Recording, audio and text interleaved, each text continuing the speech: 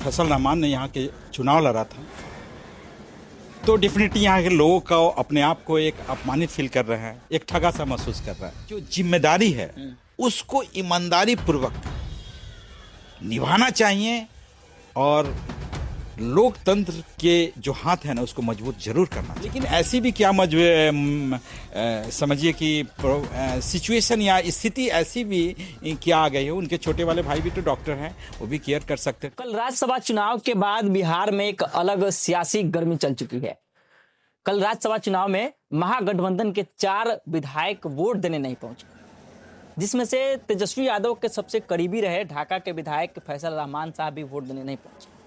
उनकी अपनी समस्याएं बताई कि उनकी माता श्री अस्पताल में भर्ती है, जिनके वजह से वह अब वोट देने नहीं पहुंचे, जिसको लेकर बिहार में कई तरह के सवाल और आरोप फैसल रहमान साहब पे लग चुका है। आरोप लग भी रहा है, अभी भी चर्चा, राजनीतिक चर्चा गर्म भी है। और अभी हमारे साथ बात करने के लिए ढाका विधानसभा के पूर्व प्रत्याशी रहे और शिशु रोग विशेषज्ञ डॉक्टर एल.बी. प्रसाद हमारे साथ है। सर, कल के राज्यसभा चुनाव में जो खेला हुआ, एनडीए ने अपनी पूरी बहुमत से जीत हुई, 5 से 5 प्रत्याशी उनकी जीत चुकी है, बधाई या तरफ से मिल रही है। लेकिन एक तरफ महागठबंधन पे आरोप लग चुका है, वहीं जहाँ से आप ढाका से आते हैं वहीं के विधायक वोट देने नहीं गए, क्या कहेंगे?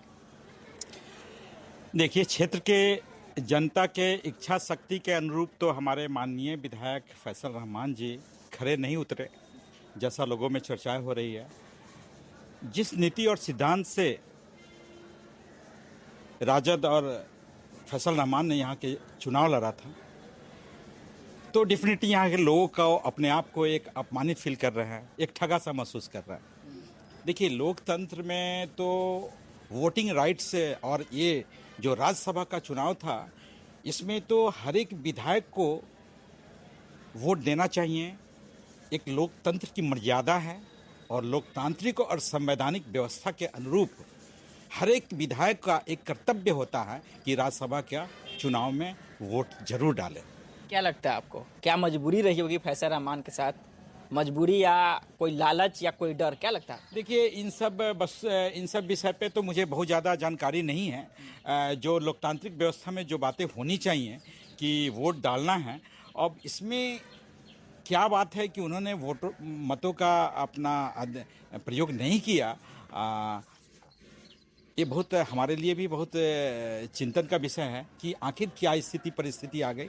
जैसा न्यूज़ माध्यम से ऐसा पता चल रहा है कि उनके माता श्री का तबीयत खराब था और उसमें वो लगे हुए थे, तो डेफिनेटली वो तो हेल्थ इशू है। उन परिवार से हमारे परिवार का भी पुराना संबंध रहा है। उनके पिताजी मोती रहमान साहब थे, मेरे पिताजी के अच्छे मित्र थे और फैसल से भी ताल्लुक़ अच्छी थी। हम चाहेंगे कि उनकी माताजी का तबीयत तुरंत जल्द से जल्द सही हो जाए। हम भगवान से प्रे करते हैं, प्रार्थना करते हैं।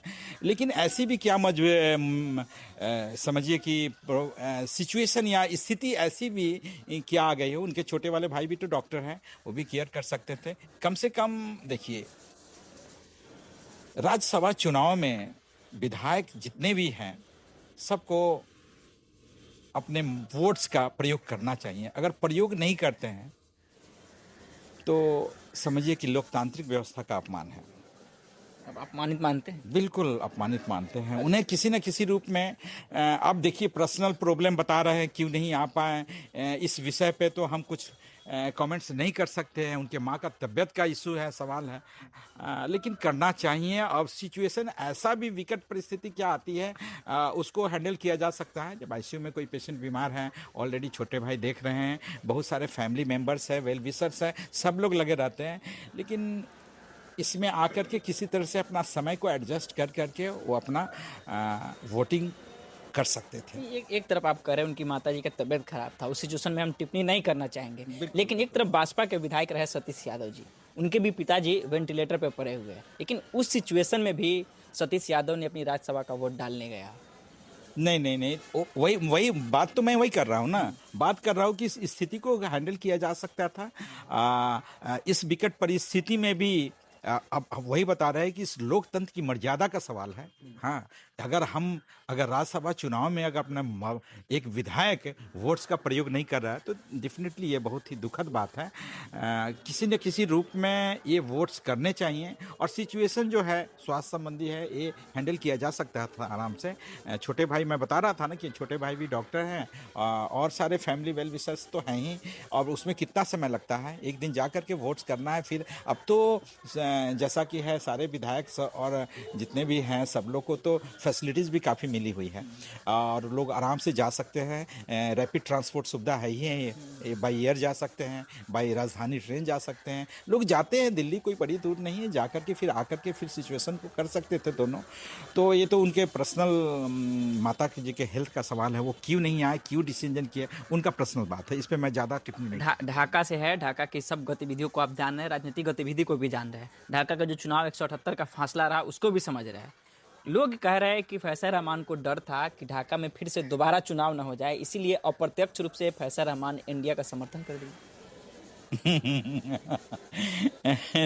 नहीं, ऐसा नहीं करना चाहिए। कौन अब नेता क्या कर रहे हैं आज के ज़माने में, अब इस दौर में, इस पे तो मैं अपनी बातें अब ज़्यादा अपनी तरफ से टिप्पणी नहीं कर सकता हूँ कि एनडीए के साथ फिर इनडायरेक्ट वे में वो सपोर्ट कर रहे हैं एनडीए को। एक केस का मामला है, फिर से री इलेक्शन की बात है, ये तो कोर्ट का विषय है। उन्होंने री इलेक्शन का डिमांड किया, कोर्ट में मामला पड़ रहा है, कोर्ट हैज़ टू डिसाइड कि क्या करना है। हाँ, जहाँ तक हमने तो बता दिया कि वो एक भाजपा के राजद के उम्मीदवार के तौर पे उन्होंने जीत करके यहाँ के जनता का एक प्रतिनिधित्व कर रहे हैं वहाँ पे जा करके। तो जो पार्टी का जो सिद्धांत है, जो पार्टी का नियम है, आखिर इलेक्शन कैंपेन के दौरान हमने उन्हीं सब चीज़ों को, पार्टी के सिद्धांतों के पे चर्चा करके यहाँ की जनता ने उन्हें चुनी और उनको भेजा है विधायक बना करके।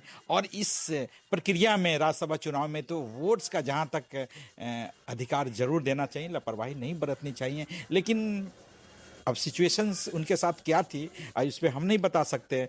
और अब देखिए बिहार में तो राजनीतिक जो परिकल्पना हम लोग कर रहे हैं, इस पे बहुत ज़्यादा टीका टिप्पणी क्या कर सकते हैं। हम लोग तो सत्ता में भी नहीं है, हम लोग तो एक अच्छे मुद्दा के साथ आए थे बिहार के पॉलिटिक्स में, लेकिन लोगों ने जिताया नहीं। अब सत्ता में नहीं है, लेकिन एक एग्जाम्पल ले लेते हैं कि इसी फैसल रहमान के पद पे आप रहते, आपके साथ ऐसा कोई सिचुएशन आ जाता, तो आप क्या करते? राज्यसभा का वोट देने जाते या नहीं जाते?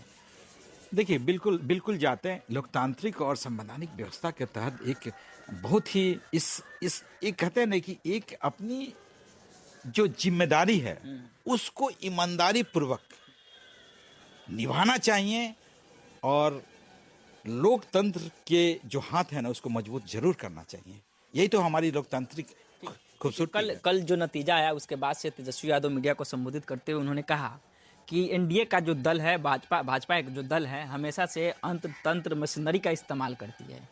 तो कहीं ना कहीं ये कहा जा सकता है उनके भाव से, उनके बयान से, कि उनके विधायकों को डराया गया होगा, धमकाया गया होगा, ईडी सीबीआई का डर दिखाया गया होगा। अब इस सब बातों पे क्या टिप्पणी मैं करूं?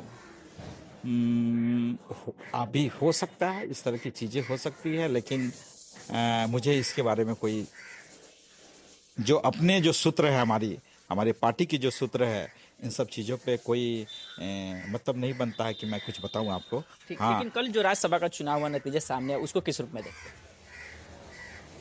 जितने भी मुझे लगता है, मैं तो बताया ना कि जितने भी विधायक थे, सुनने में आया कि कांग्रेस के कुछ विधायक हैं और राजद के थे, फैसल रहमान जी, इन्होंने अपने मताधिकार का प्रयोग नहीं किया, वोट्स नहीं डालें, तो ये डेफिनेटली चिंता की विषय है।